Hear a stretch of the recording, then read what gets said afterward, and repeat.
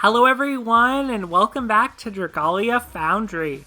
For today's video, we're going to be discussing something that a lot of you have asked me about in the past, and I think it's pretty relevant as there are a lot of new players here for the collaboration who hopefully will be sticking with Dragalia Lost. So for today's video, you've probably already seen the thumbnail and the title if you're watching this. We are going to be talking about promotion and unbinding. So I'll start off this video by talking about adventurers, and then toward the end we'll get into a few tips for how to use your unbinding materials for your dragons, your worm prints, and your weapons as well. So let's start off by heading over to our upgrade tab, and I'll show you where you promote adventurers. It's here under the adventurers button. For upgrade on this page, you can basically level up your adventurers. And the vast majority of your level ups are going to come from this page using items called crystals. Now early on, up to about level 40 or so, you are going to get a good amount of level ups from adventure experience that you obtain basically just by bringing your adventurers to quests. However, after that point, the returns do diminish, it does slow.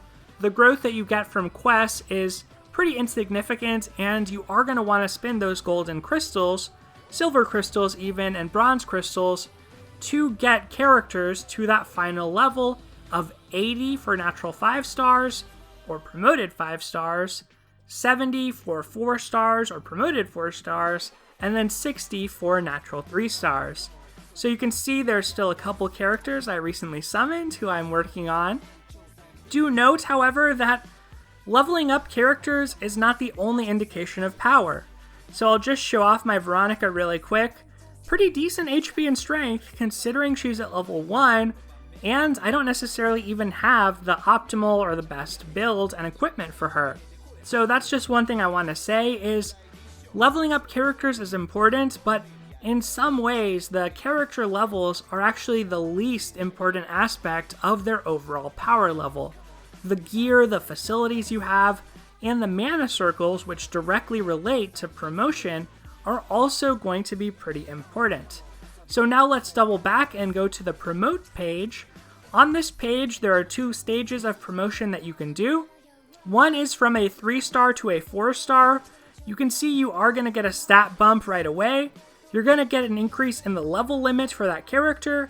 And by far, in my opinion, the biggest effect is increasing the amount of mana circles or mana nodes that you have access to from 30 to 40 when you go to a 4-star.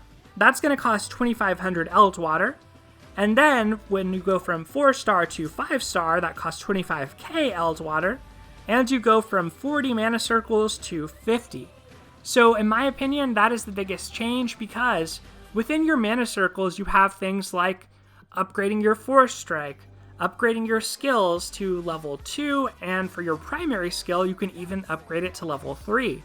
Upgrading your abilities like your affliction resistances. So all of those things over time are going to add up and create a pretty strong character. So I'll briefly look at the mana circles just to kind of give you a sense of this, and then we'll come back to that promote page and I'll look through adventures of each element that I think are particularly good options as far as promotion goes. So here on the Mana Circles page, we'll use Odetta as an example of a 4-star character so you can kind of see where everything unlocks. Basically, each of these rings almost corresponds to a different rarity. So a character who is 3-star, you can only get these first 3 rings without promotion. When you promote to a 4-star, or if you're a natural 4-star, you can get this 4th ring, and with an unbinding material, for a natural 5-star or a promoted character who's been promoted to 5-star, then you can get access to this final ring and spend your mana and your Eldwater with upgrades therein. So let's start off at the bottom. When you first start building your character, the basic things that you're going to unlock are some story chapters. Their Force Strike in general, which is pretty important, so you can break enemy bosses, destroy enemies who are using shields, and you're going to get their first and second abilities at level 1. So the first ability is usually a unique passive to them. Not necessarily unique in that it doesn't overlap with anyone else, but it's basically something designed and catered to their kit that's kind of different or special about them, whereas the second ability that they have, that second passive, it's always going to be an affliction resistance. So if you're wondering about whether it's bad to have affliction resistances, it's kind of inescapable. All characters have that as one of their abilities, and some characters have it as multiple abilities. But generally speaking, that's the first circle. In the second circle, you get your second skill. At level 1, you get another chapter of the adventurer's story, 2 chapters in fact, and then a lot of stat upgrades.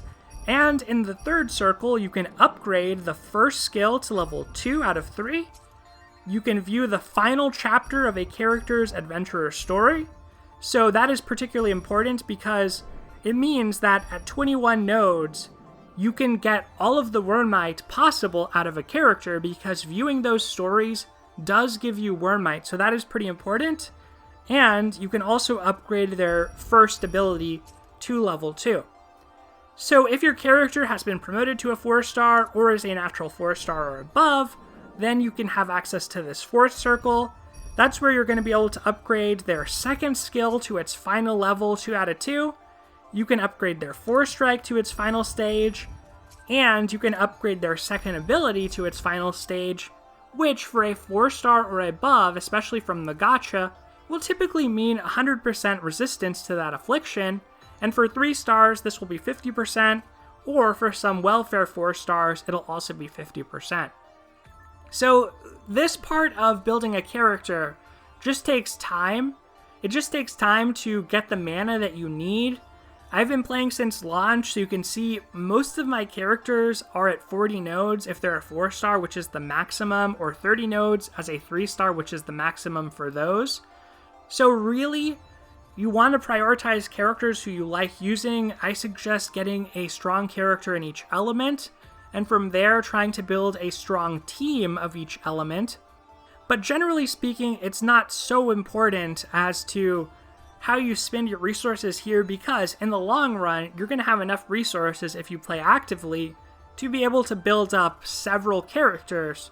It's once you get to this unbinding and this final ring, which would involve promotion for all but 5-star characters, that you kind of have to make a decision about how you want to spend your Eldwater or your Testaments, which are another precious resource. So for 4-star and 3-star characters, when you want to unlock that final ring, you're going to need to spend what's called a Knight's Testament. Now these are pretty abundant. You can see I'm holding on to a lot of them since launch. I've only spent a few on my 3-star and 4-star characters because I haven't promoted too many. But basically for a 3-star or 4-star character, that's what you're going to need. If your character is a 5-star, a natural 5-star, you're going to need a golden piece of paper, which is called a Champion's Testament. And those are pretty uncommon. Those are given out about 2 per event. There's also 2 in the monthly Void Battle Treasure Trade as well. And in this event, there were a lot more given out, and I think it's because Alphonse is a natural 5-star, and they wanted players to be able to easily upgrade their Alphonse. So do be aware that you do have to decide among your 5 stars to a certain extent, because those golden pieces of paper are limited.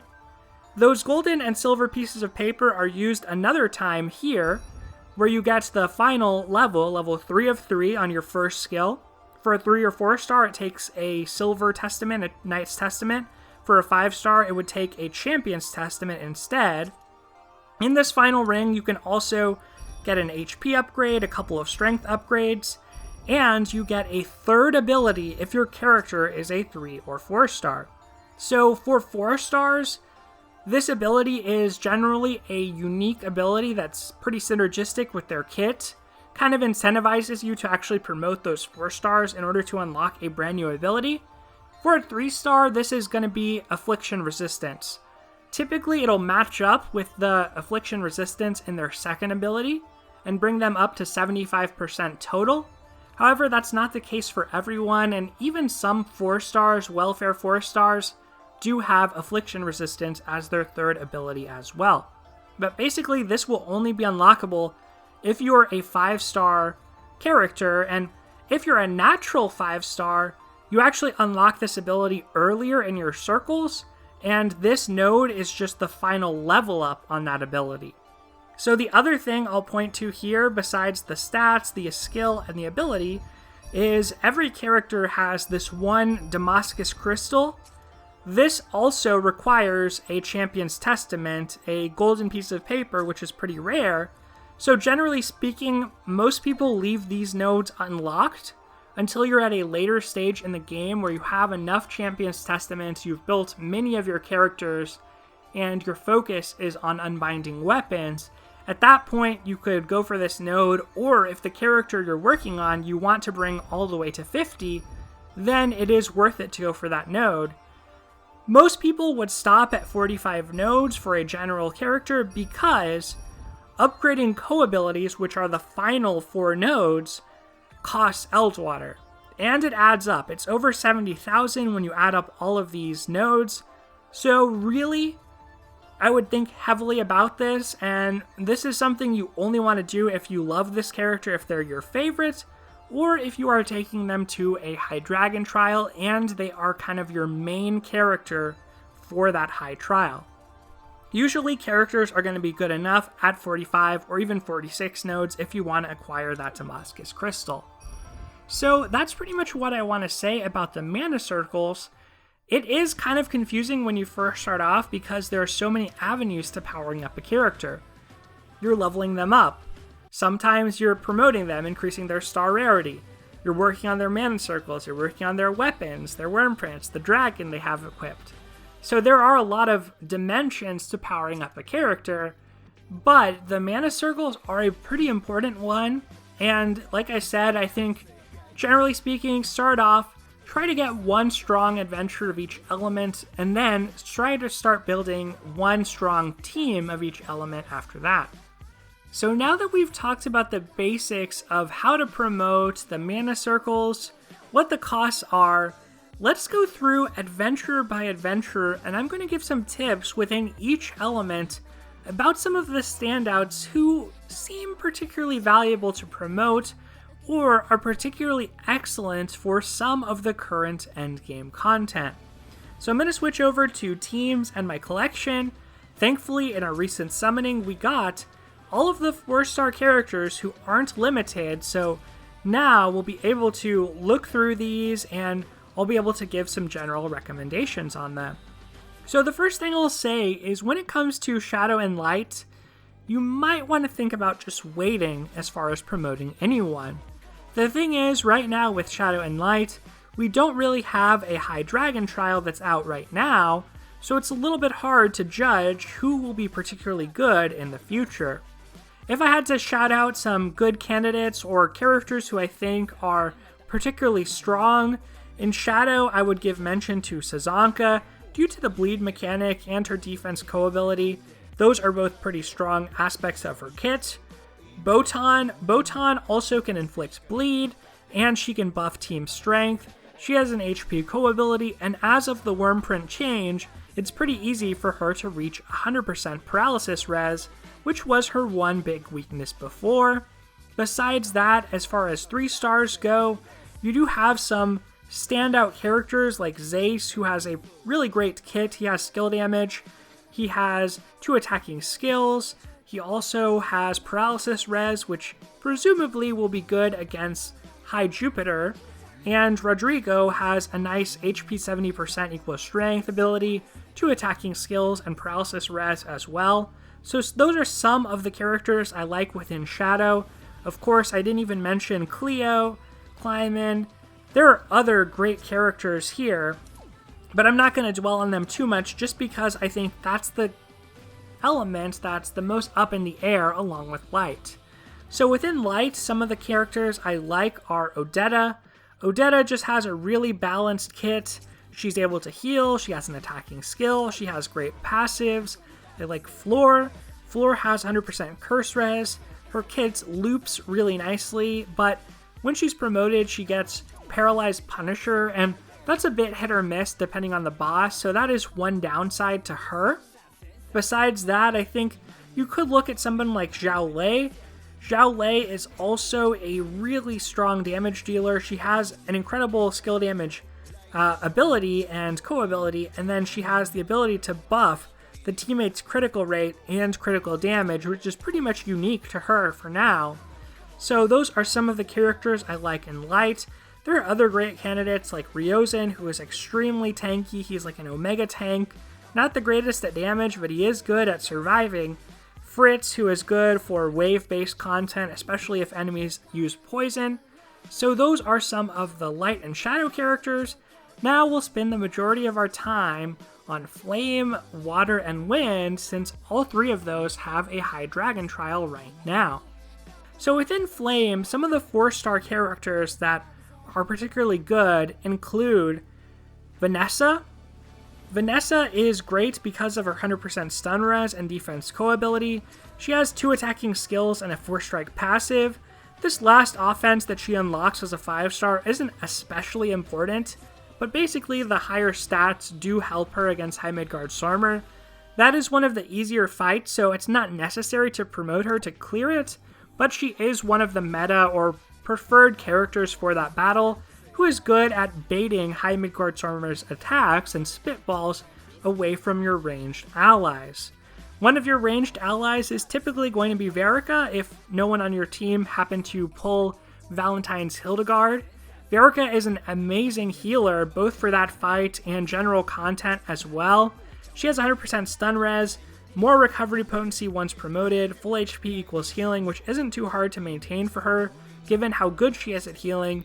She can heal stun and provide regen to her allies, and she also has this emergency heal that basically fully restores the team member most in need. Another range character I really like for High Midgardsormr within the Flame pool, and just for content in general, is Sanoa. Now Sanoa has this custom concoction, which provides a buff at random. The thing is, because this is her primary skill, the cooldown is quick enough that you can just spam this and get lots of buffs even if they're at random. She also has an attacking skill, and because she attacks at range, it's pretty easy for her to dodge and maintain full HP in High Midgardsormr. And even though she has 100% sleep res, she's not at a high threat to get stunned in that battle. When she's promoted, she gets even more buff time for her custom concoction, which is also really nice. So the other character at 4-star who I don't have, but I would mention, is Valentine's Azalith. Valentine's Azalith is a stun res of 100% ranged attacker. She's a flame bow, and with all of those attributes, she's going to be good against High Midgardsormr. Ranged characters are a bit easier to play in that battle. You don't have to worry too much as long as your melee bait character is doing their job well. You won't have to worry too much about errant spitballs coming at you, and you can basically just focus on attacking. She is a pretty good attacker in that sense, although as a ranged character, both her and Sanoa have the property that they require a little bit more investment and resistance or defense to build and have survived that fight, just because they are ranged and not melee. So those are some of the flame characters I think stand out. To give a shout out to some 3-stars, Elaine is also excellent for High Midgardsormr. His HP co-ability makes it very comfortable for your whole team, especially if you're a beginner. Elaine's a great character, a good amount of range, so he can dodge pretty easily. You can reach 100% stun res reliably now through the Wormprint change. 2 attacking skills are pretty straightforward to utilize. So Elaine is a fantastic character for that fight that I think is a bit underappreciated right now. I would also mention Marty can reach 100% stun res, and Joe and Xania can also do that, but since they're ranged, it is a bit harder to make them reach the HP threshold. So those are some of the flame characters that I think stand out.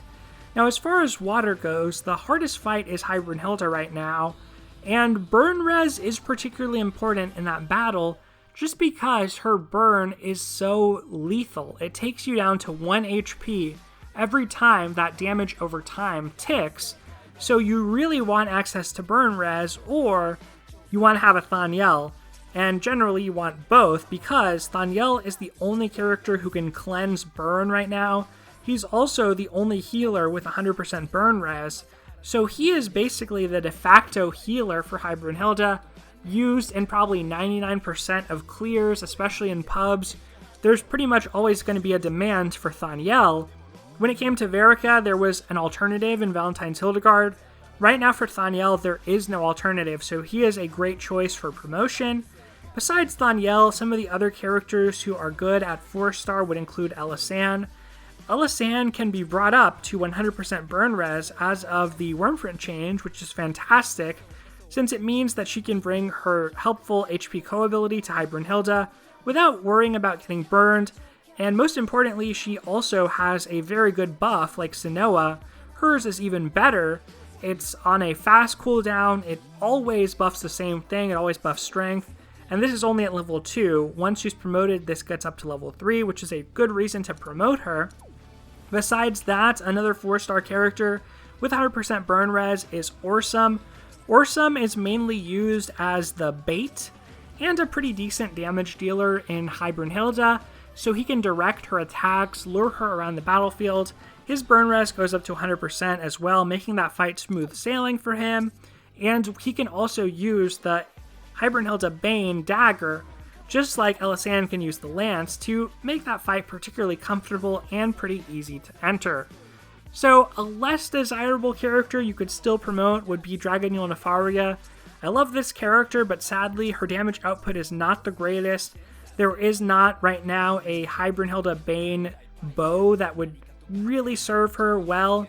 She does have 100% burn res though, so that's why I mention her, is she can get into that fight and participate pretty comfortably.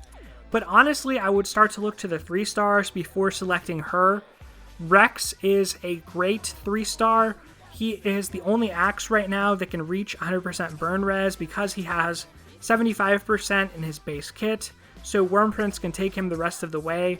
So just like Orsum, he would have the role of baiting, but his defense co-ability should make that fight very comfortable for you, and he is a very beginner-friendly character, similar to what I would say about Elaine. I think both of those characters, that defense and HP co-ability, you're not always going to need it. As you advance, you can probably just run printless even, you can get more ambitious with your clears of these battles, but some of these characters, through those passives, those co-abilities, are just going to make your life a little bit easier than others. So I would say Rex is definitely one of those. You could also look at Jacob, and you could also look at Zardin as 3-stars who can reach 100% burn res. However, with Jacob, I do think he's overshadowed by Elisanne, and Zardin, the sword co-ability isn't necessarily the greatest, but he does have 2 attacking skills, and if you can keep him at full HP, he does have a nice strength bump. So he's not the worst, but not really the best either. Last character I'll mention is Celiera. If you happen to have her since you were playing since the launch of the game, Celiera does bring her strength co-ability as a blade. She can reach 100% burn res. She has a good final passive, even though this first ability doesn't matter for High Brunhilde. So Celiera is another decent promotion candidate, and there is a High Brunhilde's Bane blade that would be pretty easy for her to craft and use as well.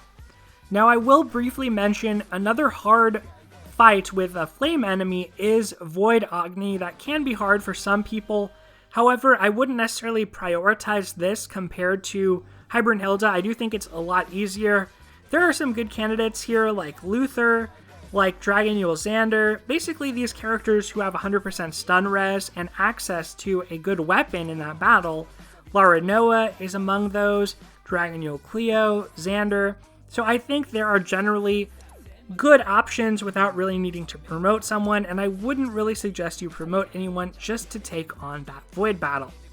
Alright, so that finally brings us to Wind, the last set of characters we're going to look at in this video.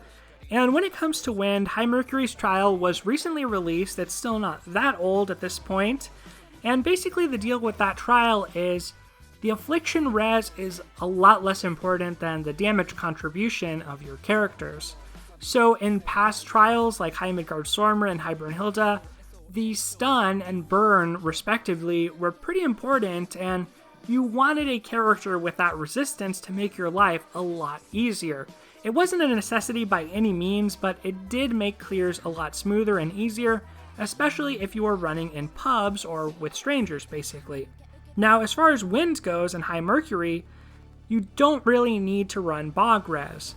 Lowen is an outstanding candidate to promote for that fight. If you do want to bring a healer to it, it's not necessary, but he can cleanse Bog at the beginning of a battle, and he can also buff the entire team's max HP and defense, which should let them enter the fight more easily with multiple damage-dealing Wyrmprints and forgo the Queen of the Blue Seas Wyrmprint altogether. So Lowen is a great healer, he's a great bait for that battle. You just want to make sure you top off his skill prep with a Wyrmprint or his Void Weapon so that he has access to those skills right away. Besides Lowen, the other characters I'll mention are some of the best damage dealers in Wind that could be worth promoting. One of them, of course, is Melody, and although she's a natural 3-star, she is a very good one thanks, once again, just like Snow and Elisanne, to this buff made for Mayhem, which gets even stronger at level 3. She can maintain a really high uptime on this buff. She also has a Strength co-ability, which does upgrade. Once she's a 5-star, you can upgrade this to 10%. So as of the version update, the co-abilities on 3 stars match those on 4 and 5 stars once they're fully upgraded. Even this full HP equals critical rate ability is not irrelevant if you're running with Lowen in High Mercury, just because all of High Mercury's moves can be dodged pretty easily, so it's not unrealistic to be at full HP and get to use this critical rate to, say, take advantage of a dragon like Long Long. So even though her freeze res is completely irrelevant, all of those other factors make her really good in that fight. And Adise is also really good despite having freeze res. So Adise basically has the bleed mechanic. That by itself is really good. Strength co-ability can also go up to 10%. This Dignified Skull strength buff basically makes it so Bamboo Cutter instead of poison inflicts bleed. Adise is kind of a one-man army in this battle. He's very strong.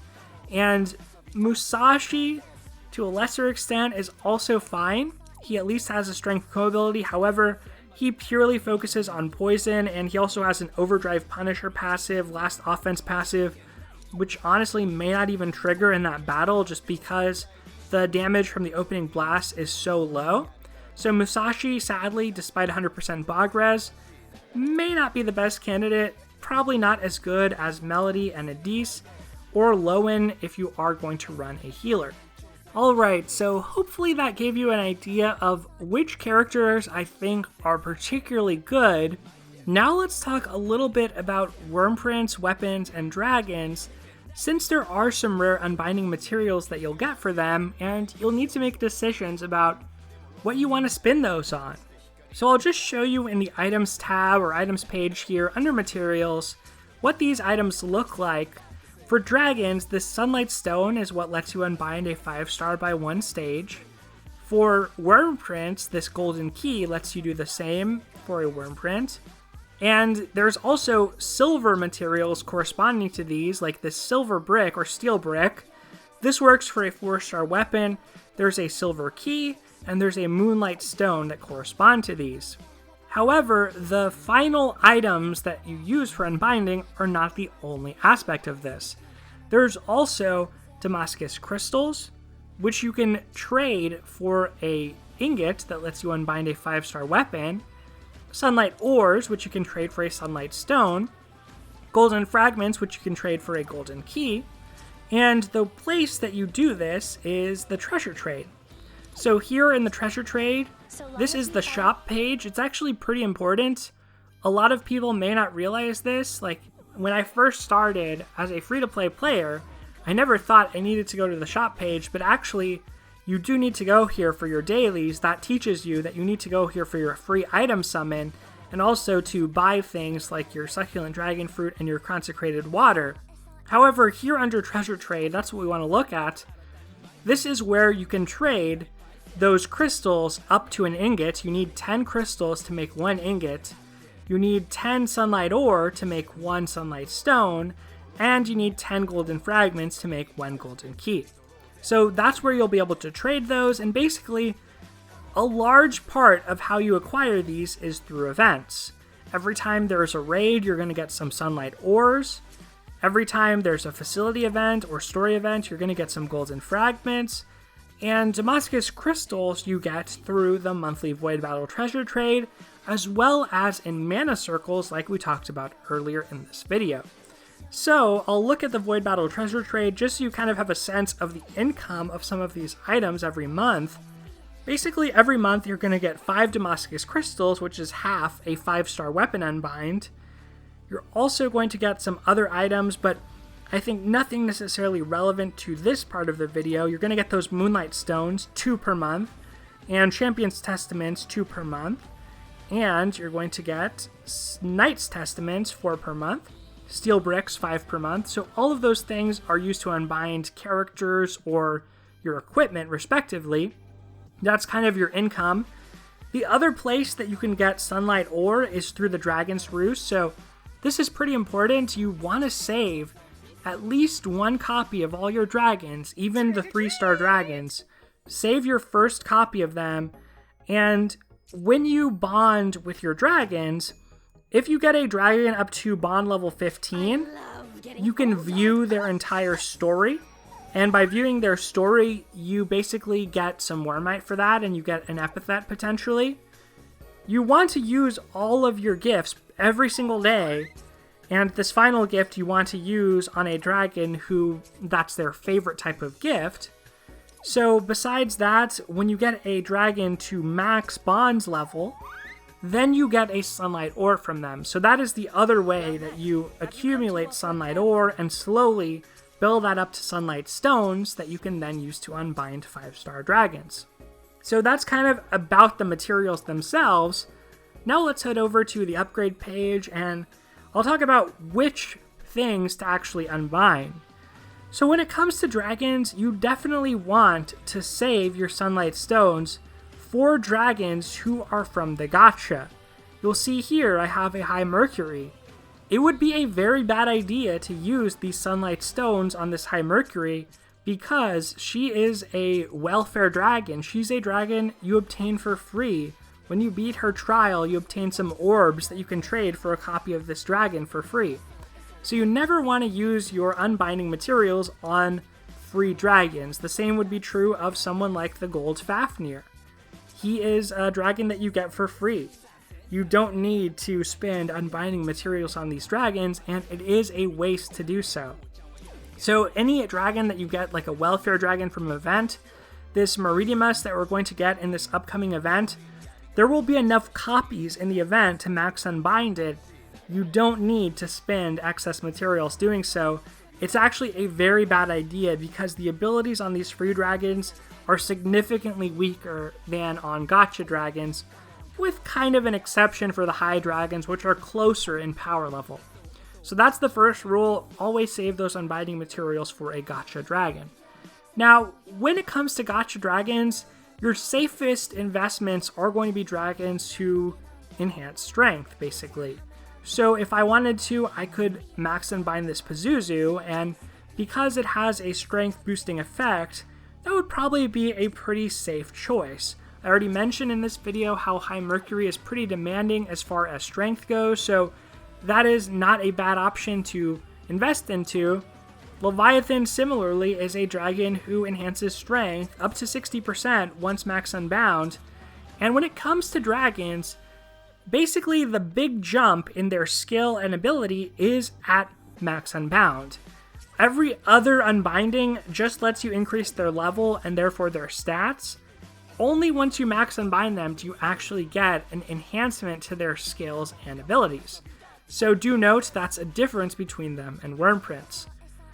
Now, the final wrinkle I'll add to this is if you are someone who is lucky enough to pull a limited dragon like Dragon Yule Jeanne d'Arc or Marishiten, who I don't have, because those are not part of the normal summoning pool, those are dragons you could feel especially safe unbinding with Sunlight Ore, or Sunlight Stones rather, because you know you're never going to pull a duplicate of them.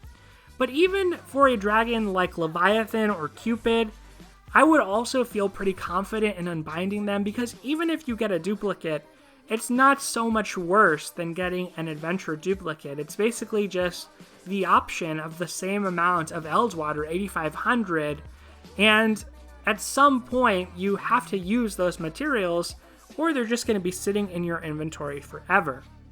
So I kind of am somebody who's not as afraid of getting a duplicate. I would be willing to, say, max out this Pazuzu without fear that one day I'm going to get another Pazuzu, just because I'd get to enjoy the benefits of the dragon immediately through that unbinding. Now, that being said, the reason I would suggest waiting is because of those Moonlight Stones, those 2 you get every month from the Void Battle Treasure Trade. Those Moonlight Stones can be used on dragons who are good enough for the endgame content right now.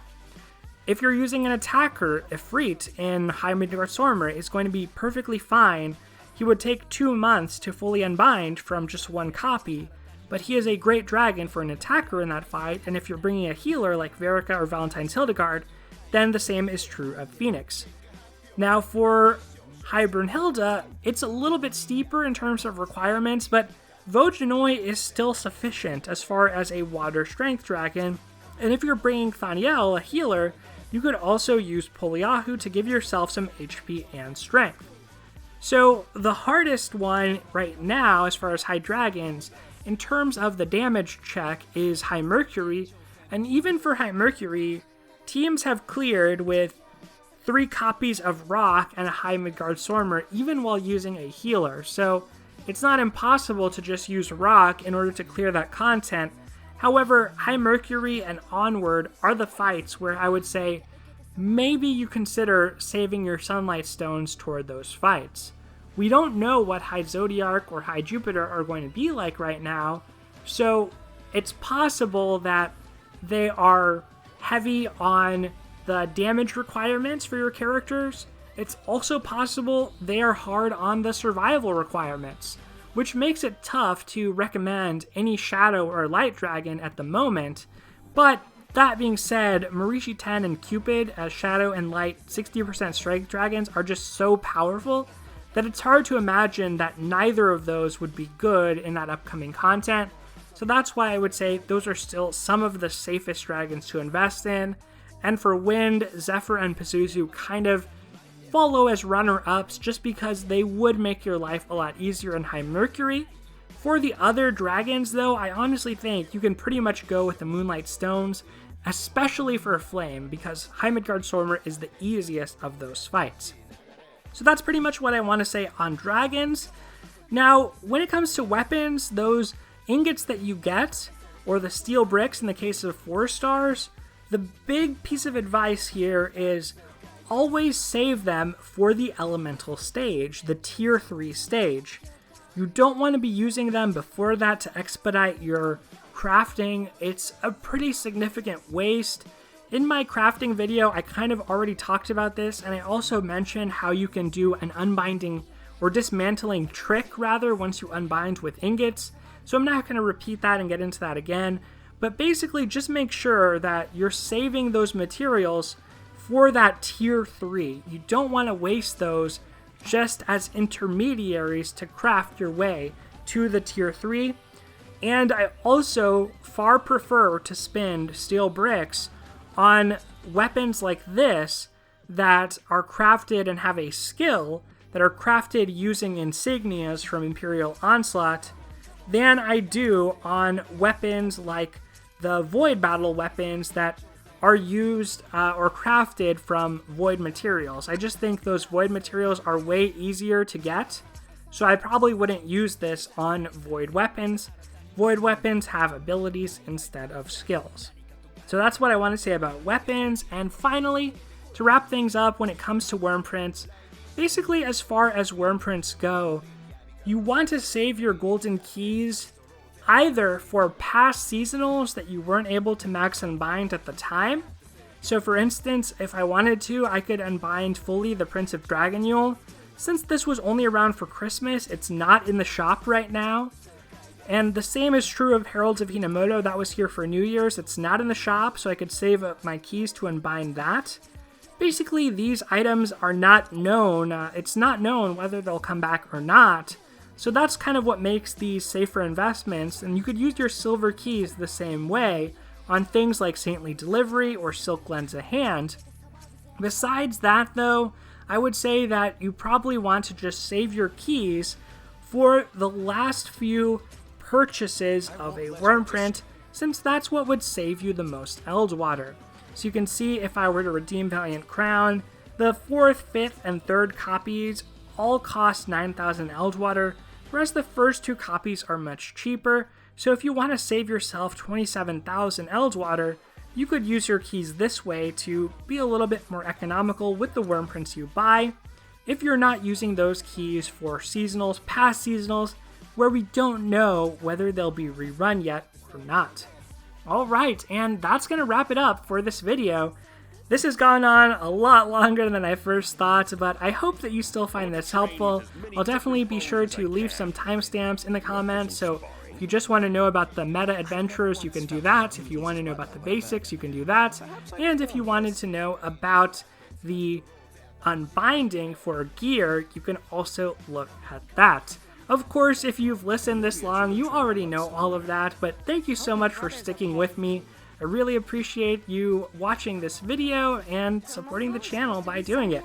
So take care, everyone. I hope this was helpful to you, and I'll see you next time. I hear many in the castle enjoy fishing.